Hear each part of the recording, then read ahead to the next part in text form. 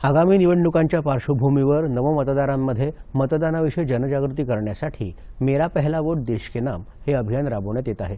या अभियानांतर्गत अभिनेते सुबोध भावे आणि अभिनेत्री सोनाली खरे यांनी नवमतदारांसह तरुण आणि नागरिकांना मतदान करण्याचं केलंय आवाहन। भारतीय लोकशाहीतील सगळ्यात मोठा उत्सव ते म्हणजे आपल्या लोकशाहीतल्या निवडणुका, लोकसभेच्या निवडणुका लवकरच जवळ येत आहेत आणि यावर्षी मला खात्री आहे की अनेक तरुण आणि तरुणी पहिल्यांदाच मतदान करणार असतील आणि इतक्या मोठ्या संख्येने तरुण आणि तरुणी एकत्र असलेला भारत हा कदाचित पृथ्वीच्या पाठीवरचा एकमेव देश असावा।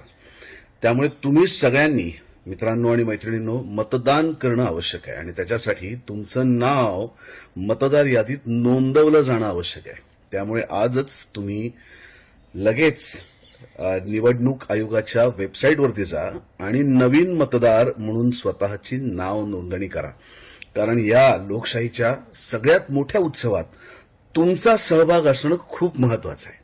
आजच्या आज नवीन मतदार म्हणून तुमची नाव नोंदणी करा। भारतीय लोकशाही चिरायू हो। मी तुम्हा सगळ्यांना विनंती करते की तुमच्या नावाची नोंद ही मतदार यादीमध्ये आहे की नाही आणि ती सगळी माहिती अपडेटेड आहे की नाही याची नक्की खात्री करून घ्या।